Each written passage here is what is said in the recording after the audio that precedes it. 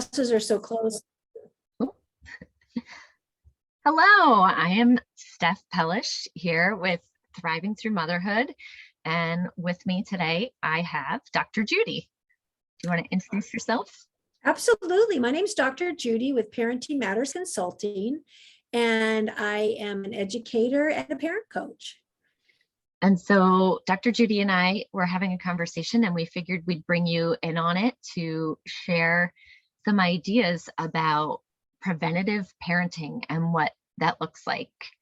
And so I was talking about this weekend with my kids. We had a 3-day weekend and we were home and they were talking about being bored and not having things to do and some strategies that maybe could help us for the next time that they say, Mom, I'm bored.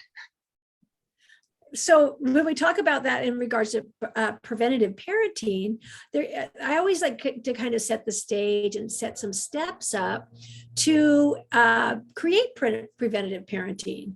So that might even start at one of the first steps of often allowing kids to play, unstructured play, and let them play and do things without parents coming in or zooming in. Like, what are you doing? Oh, put that there, and kind of overseeing their playing. Let them explore on their own. Mm-hmm. And so that as we move to that boredom, when we come in with kids when they're playing, we talk to them, they get disengaged. So we're actually disengaging them over and over to where we're disrupting their level of developing an attention span. And we want our kids to have an attention span in their play and in school. Sure. So that's one of the first things is how do we kind of honor our child's playtime and what they're doing and their thought process.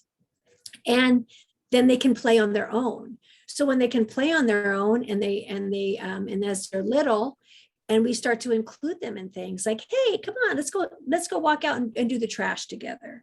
Hey, let's walk out. So they feel big and they feel confident that they can do stuff, that they're capable, because in their mind, they're emptying the trash. And this can be as your toddlers toddling along with you, pinching the edge of the bag or helping you take off the lid or whatever it is, helping you put in the new bag. And my so 2-year-old is always very excited to be a helper. Right. And 2-year-old is the perfect age, because that's developmentally, they're developing their strong will. I do it. Mm-hmm. So not only are they watching the parents and modeling what the parents do, they want to do it themselves. So if you can get a child interested in helping and doing things at 2, that's the best start. That's prevention parenting, preventative parenting, because you are getting them hooked in. And so now they feel capable, they feel confident, they feel engaged. And so, they get to be a little older, like school age, and it's a rainy day. I'm bored. What do I do? And so the prevention part, or the preventative part, is that they're able to entertain themselves. They have those skills to engage, and they're able to choose things, and they feel capable. So you're weaving all those together, that I can do it, I'm capable, I can stay engaged, and you're weaving all those together to say, hey, you can handle it. I'm sure you can figure out something to do, instead of saying, okay, now this is what you need to do. Go play this. Go. Instead of us telling them, going, I trust that you can handle it. But what if I'm bored? Oh, if you're bored, I got some things for you to do if you're bored. And you had the great example, like, oh yeah, you're bored. Let's do some laundry. I said, yes. Yeah, I was telling you, this weekend with them being home, yesterday was Monday, and they were all complaining they were bored. And I said, okay, we need to stop. We need to everybody's going to sit down and come up with a list of things that you would like to do today, maybe some things that you should do today.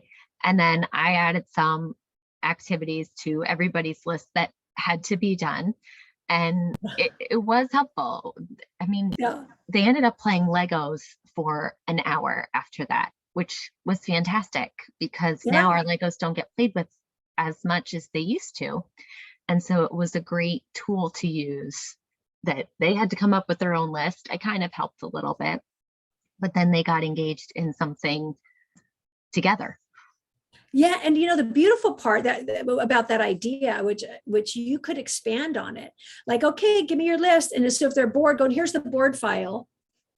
All your lists are in here. And so you're not taking ownership of them being bored. Yeah. You know, and they're not expecting you to fill that gap.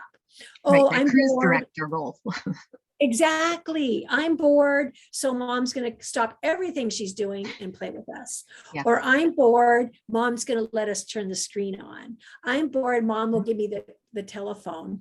We want to avoid that. We want to make sure that they can fill that gap when they're bored with something that they enjoy, something productive, and something, you know, healthy. Because when they get older and they get bored and they don't know how to fill that gap, they often fill it with things that their friends suggest or on social media or